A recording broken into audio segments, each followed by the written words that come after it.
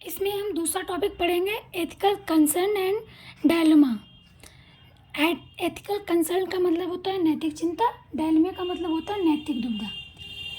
सबसे पहले हम देखेंगे नैतिक दुविधा क्या होती है। नैतिक दुविधा वह होती है जब हम किसी निर्णय लेने की प्रक्रिया में कोई दुविधा उत्पन्न होती है, उसे ही हम नैतिक दुविधा कहते हैं। इसको एग्जाम्पल से समझ सकते हैं। जैसे इसमें दो विकल्प होते हैं। एक विकल्प यह होता है कि कोई कार्य या तो नैतिक है या फिर अपने हित में कोई निर्णय लें, या नैतिक भी होना चाहिए और अपने हित की भी चिंता होती है इसमें। जब नैतिक हित और नैतिकता और अपने हित में जब दुविधा आती है तो इसको ही नैतिक दुविधा कहते हैं। इसका दूसरा विकल्प ये है कि दोनों कार्य नैतिक हैं, पर इसमें सोपान क्रम में किसे रखा जाए, इसे ही नैतिक डायलेमा कहते हैं। इस एग्जाम्पल से समझ सकते हैं। जैसे कि आपके पास दो विकल्प हैं। एक पति पत्नी है, वह अपने परिवार से अलग होना चाहते हैं। उनका एक बच्चा है। बच्चा चाहता है कि वह अपने माता पिता दोनों के साथ रहे, लेकिन पति पत्नी अलग होना चाहते हैं। नैतिकता यह कहती है कि बच्चा 18 साल तक अपने माता पिता के साथ रहे, पर इसमें अपना हित यह है कि पति पत्नी को अलग हो जाना चाहिए। इसमें अब ये पति पत्नी ये तय नहीं कर पा रहे हैं कि हम किसको ज़्यादा प्राथमिकता दें, अपने हित को प्राथमिकता दें या फिर नैतिकता को प्राथमिकता दें। इसे ही हम इस कॉन्टेक्स्ट में नैतिक प्राथमिकता कह सकते हैं। इसके बाद दूसरा होता है, दोनों ही कार्य नैतिक होते हैं, लेकिन हम ये नहीं निश्चित कर पाते हैं कि हम इनमें से किसको बचाएं। जैसे घर में दो बच्चे हैं, एक का नाम सी, एक का नाम डी। दोनों ही डॉक्टर बनना चाहते हैं, लेकिन पापा के पास इतने पैसे नहीं है कि वे दोनों को डॉक्टर बना सकें। वे सिर्फ एक को ही डॉक्टर बनाने में सक्षम है।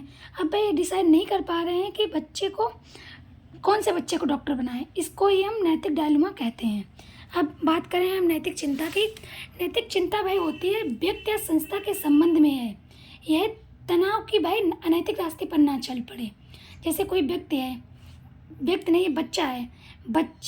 व्यक्ति के मामले में हम बच्चा ले सकते हैं। बच्चे के माता पिता को ये चिंता रहती है कि बच्चा मेरा स्मोकिंग ना कर सके, ड्रग्स ना करे, GF-BF के चक्कर में ना पड़े, अपराधी ना बन जाए तथा सोशल मीडिया पर ज़्यादा एक्टिव ना रहे। इसे नैतिक चिंता कहते हैं।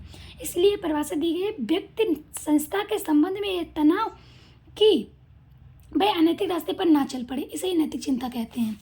सरकार के संबंध में नैतिक चिंताएं क्या क्या हो सकती हैं। सरकार के संबंध में नैतिक चिंताएं दो स्तर पर हो सकती हैं। सरकार के संबंध में, सरकारी कर्मचारियों के संबंध में। इसमें सबसे पहला है संवैधानिक मूल्य सुरक्षित रहें। सरकार के संविधान में सरकार चाहती है कि संवैधानिक मूल्य सुरक्षित रहें, जैसे पंथनिरपेक्षता, वैज्ञानिक स्वभाव बना रहे, बंधुत्व रहे, सामाजिक न्याय रहे, विधि का शासन रहे, नागरिकों के मूल अधिकारों की सुरक्षा की जा सके, लोकतंत्र बहुमत की तानाशाही ना बन जाए। लोकतंत्र जो बहुमत की तानाशाही ना बन जाए। तीनों अंगों में संतुलन बना रहे, जैसे कार्यपालिका, न्यायपालिका तथा विधायिका में, तीनों में आपस में संतुलन बना रहे। संस्थाओं की स्वतंत्रता बनी रहे, जैसे supreme court, election commission of India, CAG तथा लोकपाल, CBI की, इन संस्थाओं की स्वतंत्रता बनी रहे। मीडिया की स्वाधीनता पर अंकुश ना लगाया जाए, सिविल सोसाइटी का प्रचार विकास बाधित ना हो। ये सब सरकार के संबंध में चिंताएं बनी हुई हैं। सरकारी कर्मचारियों के संबंध में चिंताएं क्या हैं। इनमें भ्रष्टाचार ना हो, निष्क्रियता ना हो, लाल फीताशाही ना हो, पद का दुरुपयोग नहीं कर रहे हो, राजनीति में संलिप्तता ना हो, गोपनीय सूचनाओं का रिसाव ना हो। कोई भी सिविल सर्वेंट सरकार की गोपनीय सूचनाओं को किसी भी तरह से पब्लिक ना करे। अब ये जो सरकारी कर्मचारियों की चिंताएं हैं, इनका हम समाधान कैसे कर सकते हैं। इसके नैतिक आधारभूत ढांचे दो हैं, नैतिक मार्गदर्शन के द्वारा, नैतिक जवाबदेही आधार। इसका मतलब यह है कि इनका हमें नैतिक मार्गदर्शन करना चाहिए और नैतिक जवाबदेही भी सुनिश्चित करनी चाहिए। नैतिक मार्गदर्शन में हम क्या कह सकते हैं, इनको ट्रेनिंग दी जानी चाहिए, सेवा के दौरान नैतिक परामर्श लेने चाहिए। इसमें ट्रेनिंग में दो बातें आती हैं, प्रशासनिक प्रशिक्षण देना चाहिए, नैतिकता का भी प्रशिक्षण देना चाहिए।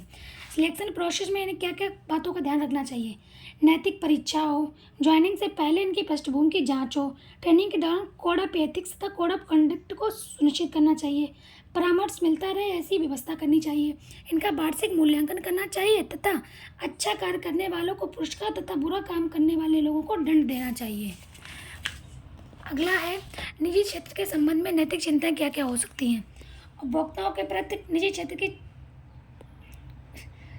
क्षेत्र में क्या चिंताएं हो सकती हैं। उपभोक्ताओं के प्रति निजी क्षेत्र अपने उपभोक्ताओं के लिए यह सुनिश्चित कर सकता है कि उनके उपभोक्ताओं के लिए फेक क्लेम ना करे, प्रॉमिस ना करे, क्वालिटी कंप्रोमाइज़ ना करे, हेल्थ रिस्क ना ले, डेंजर चीज़ों को उपयोग में ना लाए, प्राइस भी रीजनेबल होनी चाहिए। सरकार निजी क्षेत्रों में क्या चिंता हो सकती है सरकार के लिए?